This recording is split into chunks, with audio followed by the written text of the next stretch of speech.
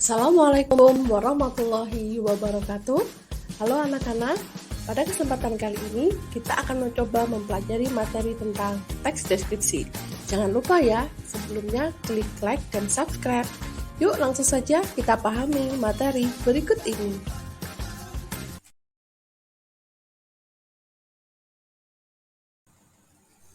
Pengertian teks deskripsi.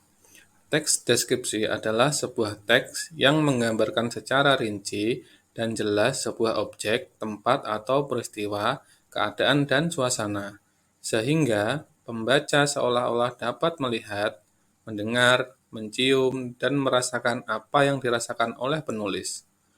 Menurut Kamus Besar Bahasa Indonesia atau KBBI, deskripsi adalah pemaparan atau penggambaran dengan kata-kata secara jelas dan terperinci. Jelas kan? Ciri-ciri teks deskripsi. Yang pertama, penggambaran yang dilakukan dengan melibatkan panca indera. Yang kedua, menjelaskan ciri-ciri fisik, sifat, dan objek tertentu seperti bentuk, ukuran, warna, atau suatu objek dengan rinci. Yang ketiga, banyak ditemukan kata-kata yang maknanya berupa kata sifat atau keadaan. Yang keempat, pembaca dapat ikut mendengar, melihat, atau merasakan objek yang sedang dideskripsikan oleh penulis seakan-akan mengalami atau melihat secara langsung kejadian itu. Struktur teks deskripsi. Ada 3 ya. Yang pertama, identifikasi atau pernyataan umum, berisi gambaran umum sebuah objek, tempat, suasana, dan orang yang dideskripsikan. Pada bagian identifikasi berisi ciri umum, seperti nama objek, lokasi, atau ukuran keseluruhan, dan lain sebagainya. Yang kedua, deskripsi bagian, berisi gambaran lebih lanjut dari deskripsi umum secara jelas dan terperinci untuk memberikan efek emosional pada pembaca sehingga apa yang digambarkan dalam teks seolah-olah bisa dilihat, didengar, maupun dirasakan sendiri oleh pembaca. Yang ketiga atau yang terakhir, penutup atau kesan, berisi kesan umum yang diperoleh penulis setelah melihat objek. Ya. Oke, sekarang kita analisis struktur teksnya satu persatu ya. Yang pertama, identifikasi atau pernyataan umum. Perhatikan teks bawah ini ya. Indonesia adalah negara dengan kekayaan alam yang melimpah ruah dari Sabang hingga Merauke. Keindahan alam Indonesia memang dinilai tak ada yang mampu menandingi di negara manapun di dunia. Nah, bagian-bagian yang diidentifikasi ada 3. Yang pertama, nama objeknya Indonesia. Untuk lokasinya dari Sabang sampai Merauke. Yang ketiga, gambaran umum objeknya, yaitu kekayaan alam dan keindahan alam di Indonesia. Oke, yang kedua, deskripsi bagian. Perhatikan teks bawah ini ya.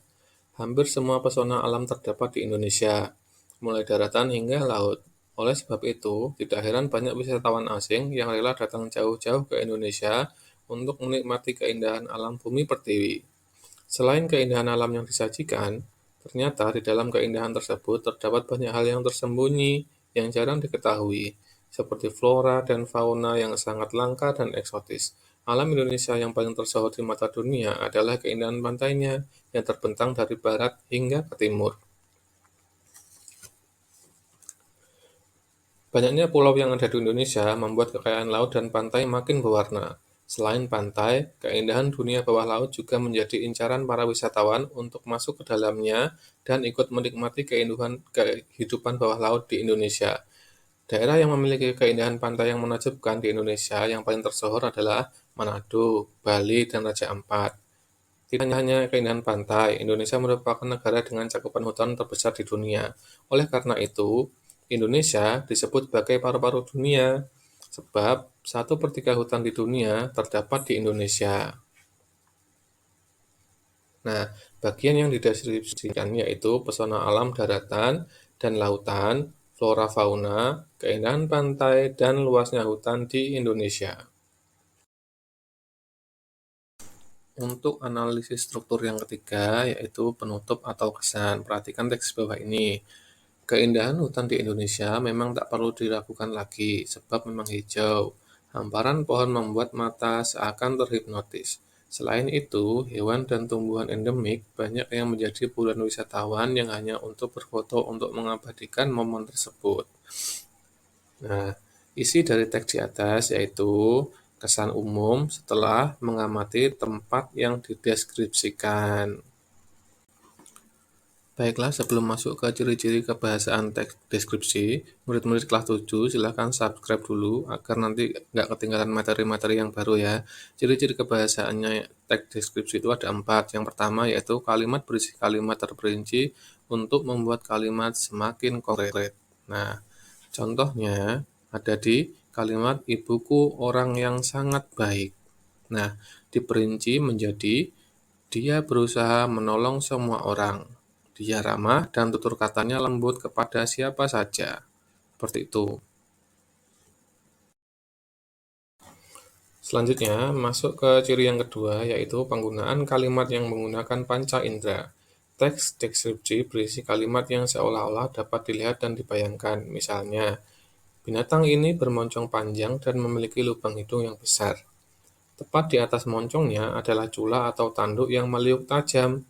Sementara itu, kuping lebarnya ada di bagian belakang kepala dan nyaris berada di bagian leher atau punuknya.